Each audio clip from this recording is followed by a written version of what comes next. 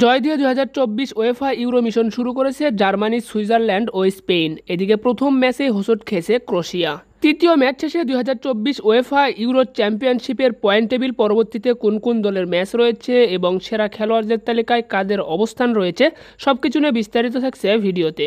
আসসালামু আলাইকুম, YN sports update চ্যানেলে আপনাকে স্বাগতম। আজ 15 জুন শনিবার 2024 ওয়েফা ইউরো মিশন শুরু হয়েছে, যেখানে প্রথম দিনে তিনটি ম্যাচ অনুষ্ঠিত হয়েছে। যেখানে দিনের প্রথম ম্যাচে স্কটল্যান্ডকে 5-1 গোলের ব্যবধানে হারিয়েছে জার্মানি। এরপর দিনের দ্বিতীয় ম্যাচে হাঙ্গেরিকে 3-1 গোলের ব্যবধানে হারিয়েছে সুইজারল্যান্ড এবং দিনের তৃতীয়তম ম্যাচে ক্রোয়েশিয়াকে 3-0 গোলের ব্যবধানে হারিয়েছে স্পেন। তো 2024 ওয়েফা ইউরো চ্যাম্পিয়নশিপে সর্বমোট 51টি ম্যাচ অনুষ্ঠিত হবে, আর এই 51টি ম্যাচের মাঝে ক্রোয়েশিয়া ও স্পেনের মধ্যকার ম্যাচ দিয়ে ওয়েফা ইউরোর তৃতীয়তম ম্যাচ শেষ হয়েছে।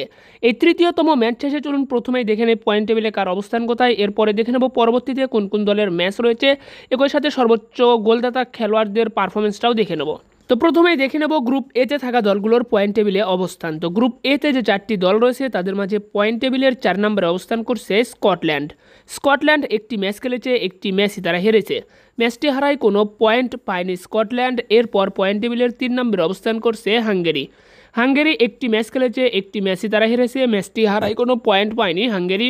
এরপর পয়েন্ট টেবিলের 2 নম্বরে অবস্থান করছে সুইজারল্যান্ড একটি ম্যাচ খেলেছে, একটি ম্যাচই আজকে জয়লাভ করেছে। ম্যাচটি জিতে পয়েন্ট পেয়েছে 3, রয়েছে পয়েন্ট টেবিলের 2 নম্বরে।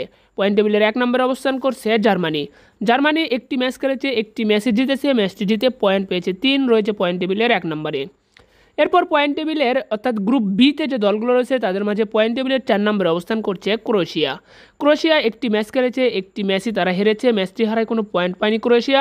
এরপর পয়েন্ট টেবিলের 3 নম্বরে অবস্থান করছে ইটালি কোনো ম্যাচ খেলেনি এখনও, তাই তাদের কোনো হিসাব নিকাশও বর্তমানে নেই। এরপর 2 নম্বরে রয়েছে আলবেনিয়া, তারাও এখনও কোনো ম্যাচ খেলেনি।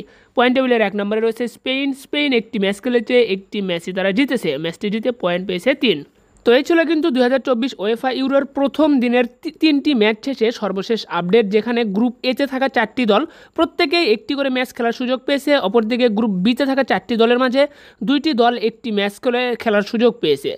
যাই হোক, এরপর গ্রুপ সিতে যে দলগুলো রয়েছে তাদের অবস্থানটা বলে দেই। গ্রুপ সিতে রয়েছে স্লোভেনিয়া, ডেনমার্ক, সার্বিয়া ও ইংল্যান্ড। এরপর গ্রুপ ডিতে অবস্থান করছে পোল্যান্ড, নেদারল্যান্ডস, অস্ট্রিয়া ও ফ্রান্স। এরপর গ্রুপ ইতে রয়েছে বেলজিয়াম, স্লোভেকিয়া, রোমানিয়া ও ইউক্রেন। এরপর গ্রুপ এফে অবস্থান করছে তুর্কি, জর্জিয়া, পর্তুগাল ও ছাজেশিয়া। তো চলুন এখন দেখে নেই পরবর্তীতে কোন কোন দলের ম্যাচ রয়েছে।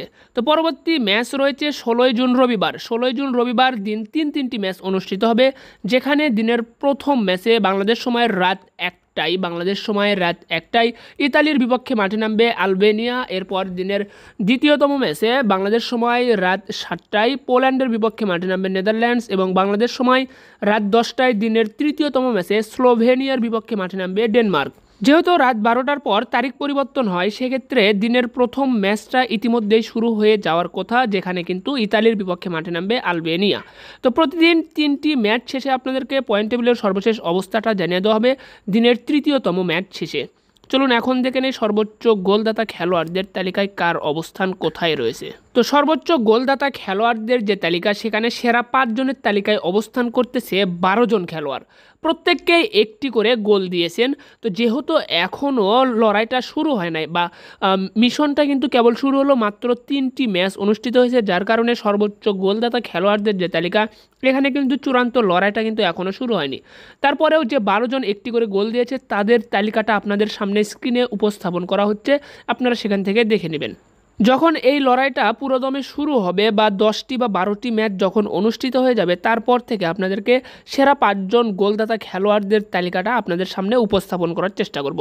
তো প্রতিটি ম্যাচ শেষে আপনারা ওয়েফা ইউরোর আপডেট পেতে অবশ্যই আমাদের ভিডিওতে লাইক দিয়ে চ্যানেলটি সাবস্ক্রাইব করবেন, ফেসবুক পেজটি ফলো দিতে ভুলবেন না। ধন্যবাদ সকলকে, ভালো থাকবেন সবাই, দেখা হচ্ছে পরবর্তী ভিডিওতে। আসসালামু আলাইকুম।